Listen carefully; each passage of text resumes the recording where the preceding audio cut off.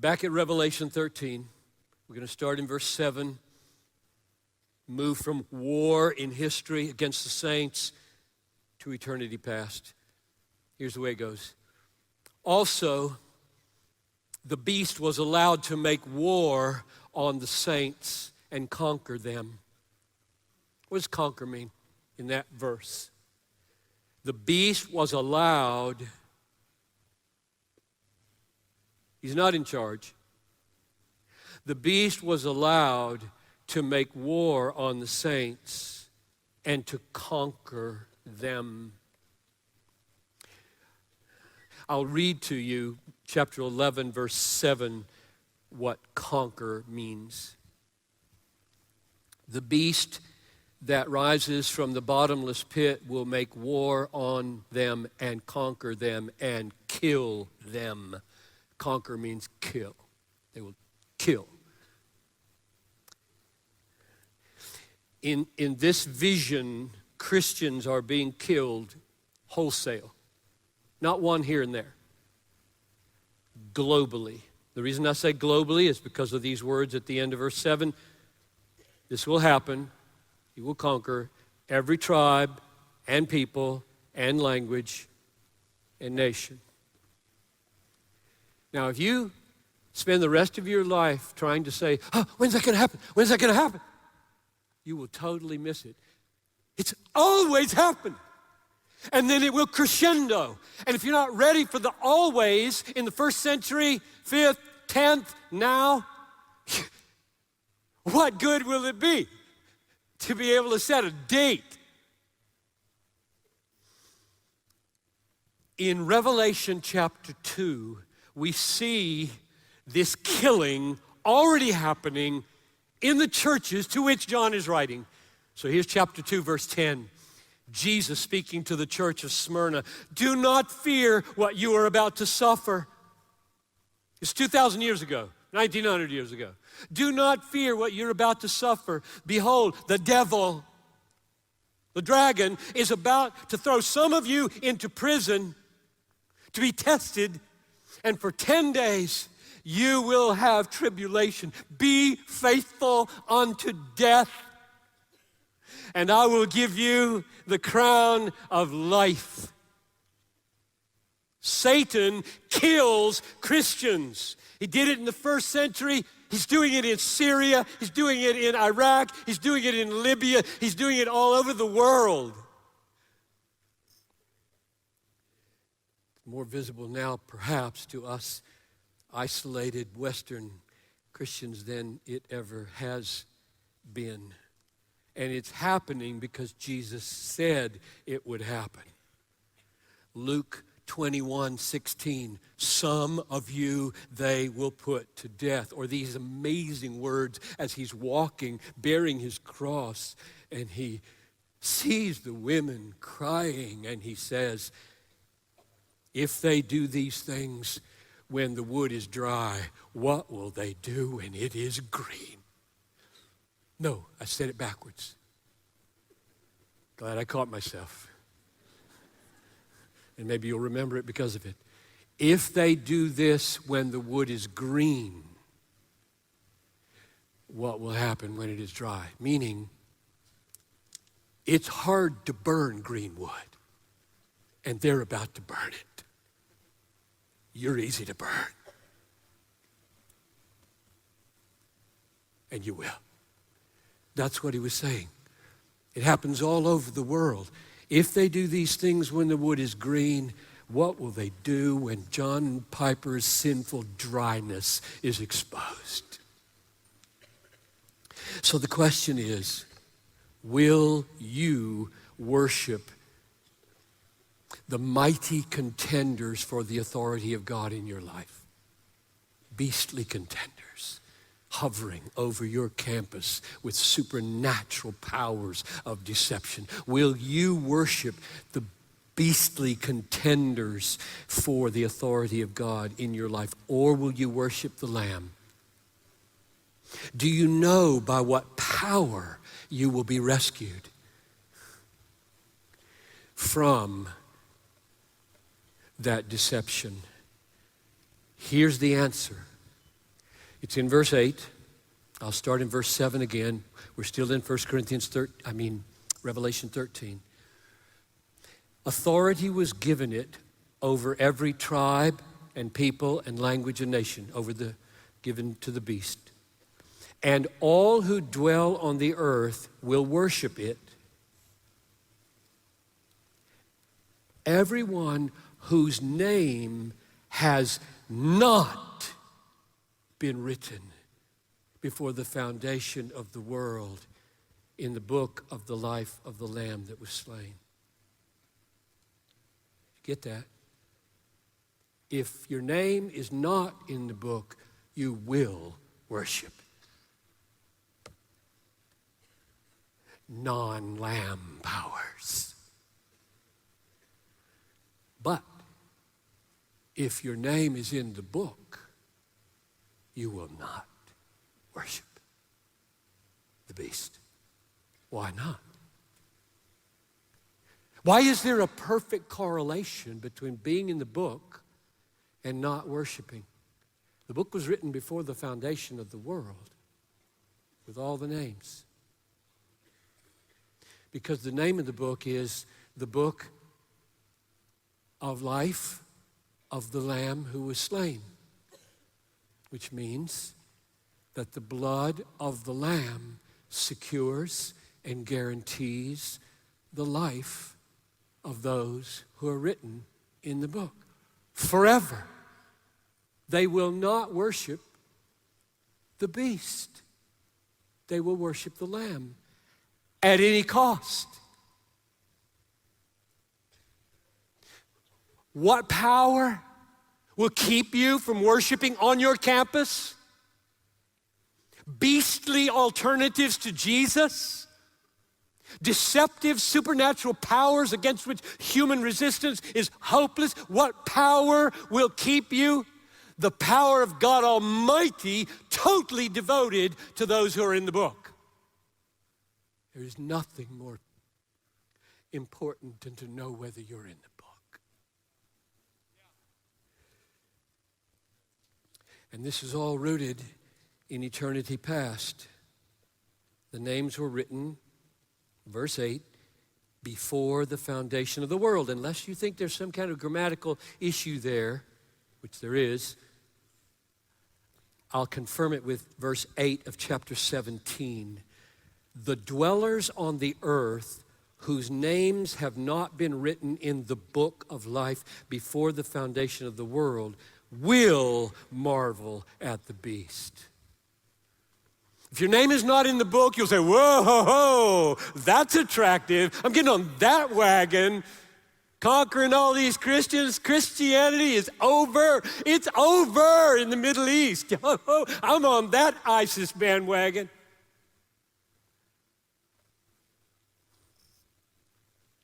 Is your name in the book of life of the Lamb that was slain?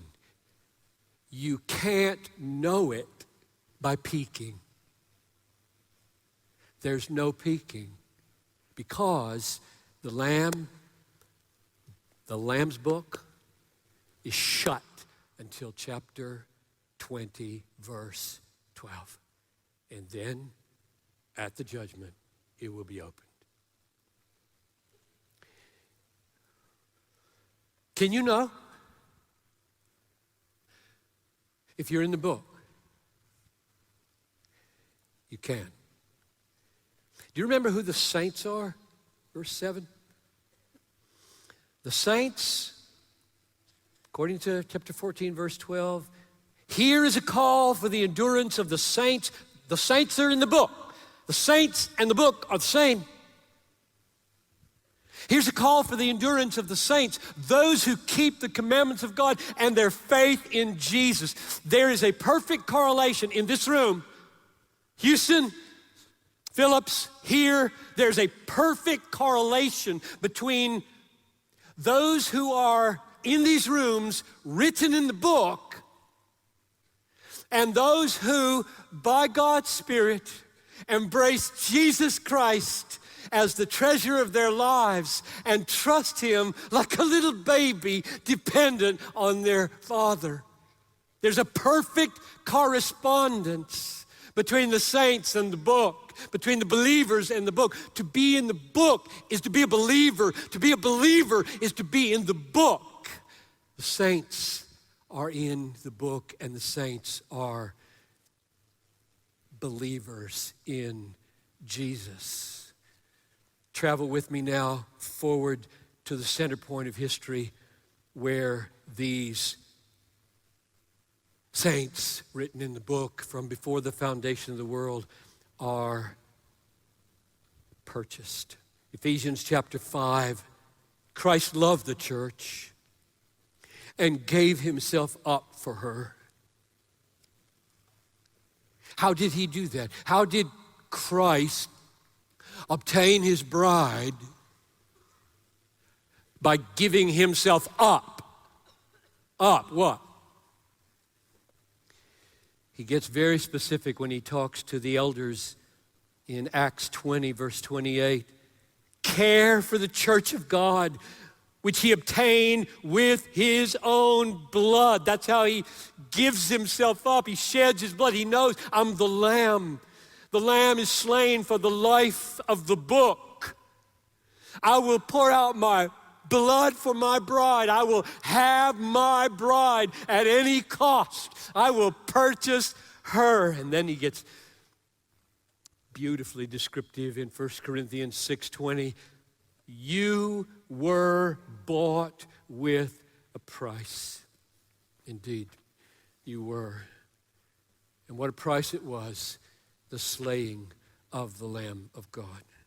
And now we travel one more time to the future, the eternal future, and we see the appointed people written in the book, the purchased people now praising God with the song of the universe forever and ever. Worthy are you to take the scroll and to open its seals, for you were slain, and by your blood you ransomed people for God from every tribe and tongue and people and nation. That's what we'll be singing, praising Him forever and ever. So let me summarize now these two trips. First time, we saw in our journey to eternity past that the Lamb was slain in the mind of God before the foundation of the world. Then we saw that He is sung for eternity as the song of the universe. And then we circled back and we saw the actual slaying on a hill outside Jerusalem 2,000 years ago. Then we did the trip again, and we saw in the past that in the mind of God there was not only a lamb slain, but there was a list in the book for whom He will purchase them. He will purchase them. So appointed, purchased, and then we traveled forward and saw them praising the Lamb forever. And now the journey ends in these rooms with you and the purpose for your life of what all of this means. That's where we're going next. There are three purposes. What does it mean for you personally? Did you see yourself there? What does it mean for you that the Lamb was slain in the mind of God in eternity past? What does it mean for you that you were purchased in the center of history? And what does it mean for you that you'll be singing if your names are in the book? Three things. Number one, your name is in the book so that you will see the glory of the Lamb.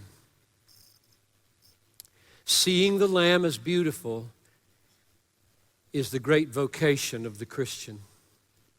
This is the fountain of all the godliness in your life. Seeing the Lamb as supremely beautiful and satisfying and compelling.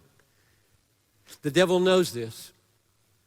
And that's why Paul said in 2 Corinthians 4:4, Satan has blinded the minds of unbelievers to keep them from seeing the light of the gospel of the glory of Christ. This is the most terrifying thing in the world to me.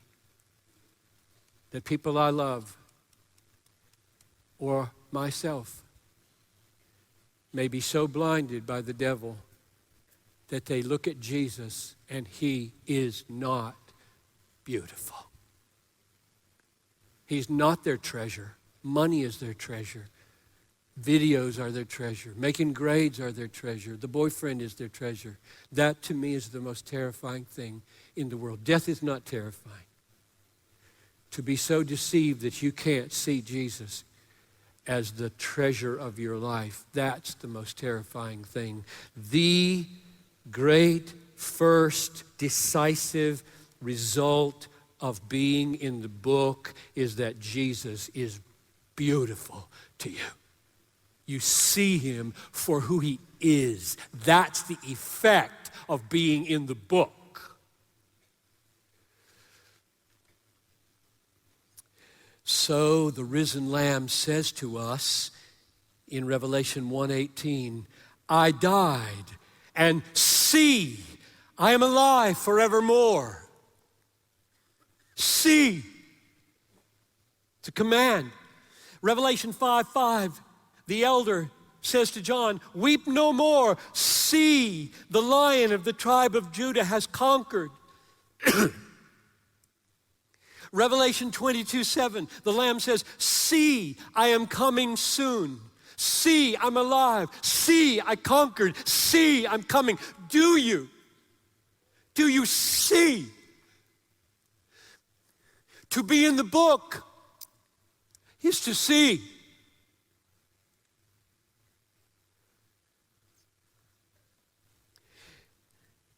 And then in chapter 1, he tells us what he saw when he looked at the risen Lamb. His eyes were like a flame of fire.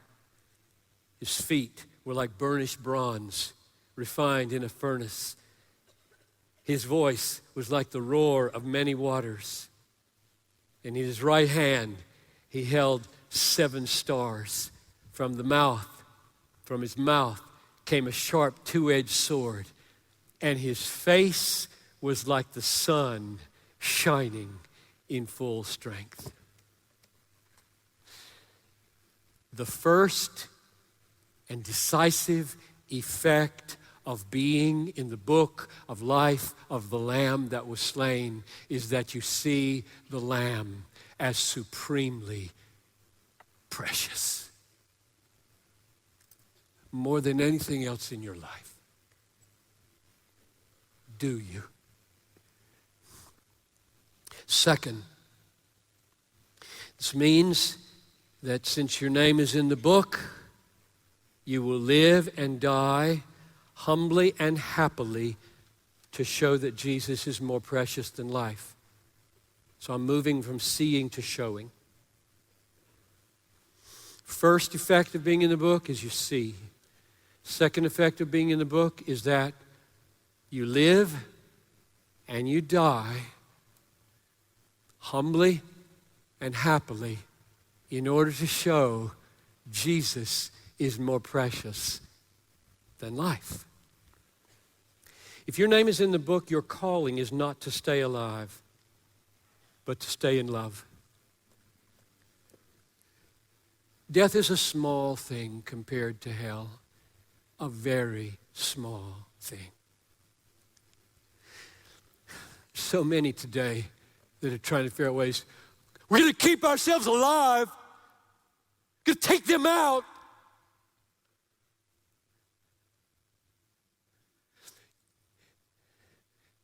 If you're in the book, that's not your goal.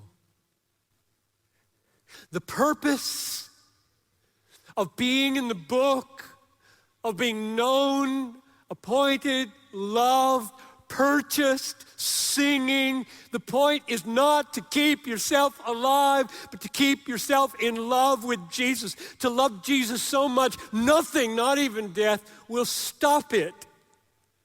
This is the spirit that must run in our day. We're ready to die for the world. We don't kill for the world. We die for the world. That's what Christians do.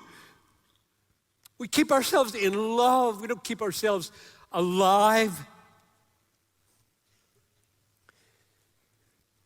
And by your life, humble, happy. By your death, humble, happy. The Lamb is seen to be more precious than anything. Isn't that the way it works? If you can die happily in fellowship and security with Jesus, you make him look really good, really precious. But if you are, at any cost, you're not killing me, what does that show? Like, you're just like everybody. That's what it shows. The world will not rise up and say, tell me the reason for the hope that is in you. They'll know where the hope that is in you. It's in your holster. That's where it is.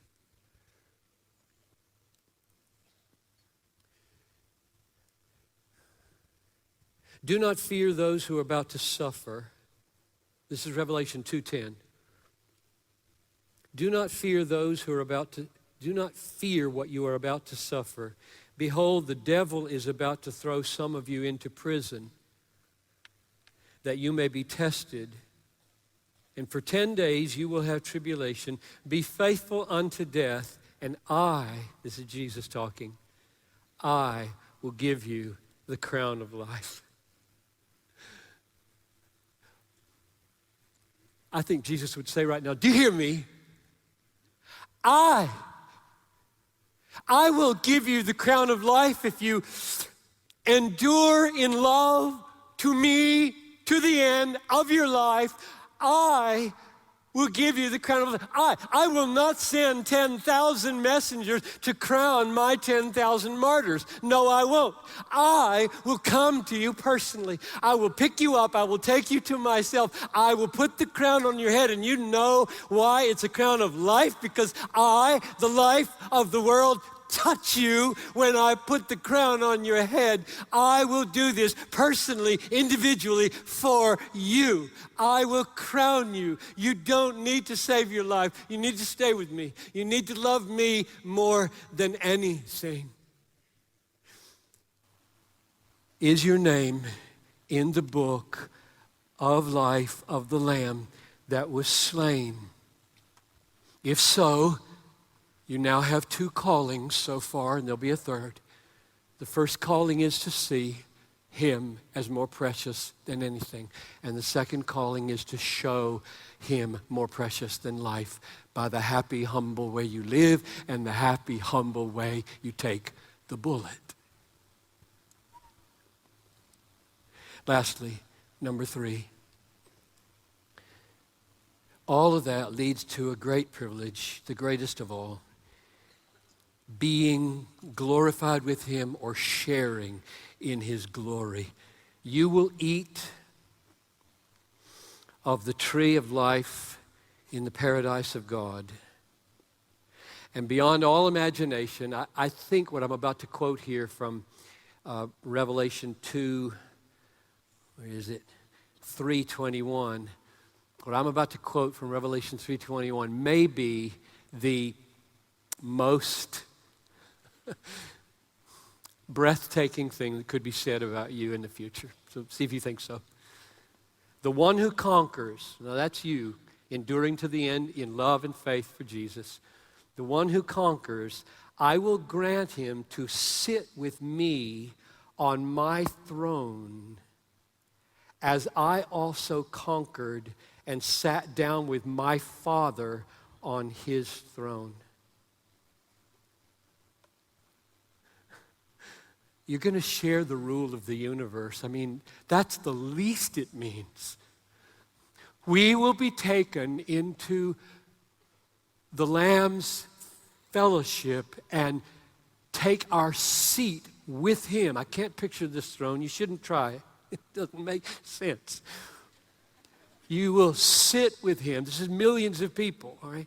You will sit with him personally, individually, on the throne as he sits on the Father's throne. That's what it means in your future to be in the book of life of the Lamb that was slain. John saw, we read, his face shining like the sun in full strength. Revelation 1:16. I saw him shining like the sun in full strength. Yes, and now you, sitting with him on the throne of the universe with God Almighty. What about your face? This is what Jesus says about your face. The righteous will shine like the sun in the kingdom of their Father. People won't be able to look at you without new eyes to keep from being blinded at your glory. The Lamb will transform your lowly body to be like his glorious body by the power that enables him to subject all things to himself. And you will be free from sinning. Oh, hasten the day, right?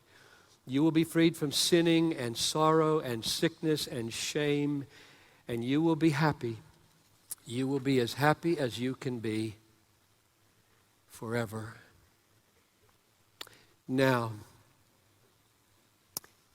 if any of you is afraid,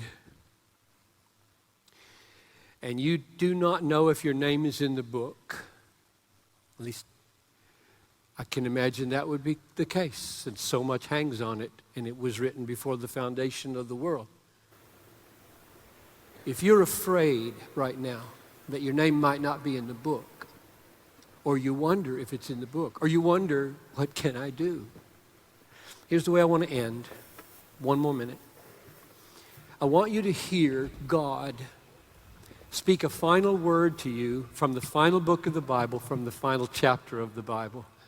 And isn't it, it must be significant. It just must be significant that the last book of God's revelation and the last book in the book of God's revelation and the last chapter in the last book of the book of Revelation would be this. This is what he wants you to hear. The Spirit and the bride say, come. And let the one who hears, that's me, say, come. And so I do. I say, come. Come. Come.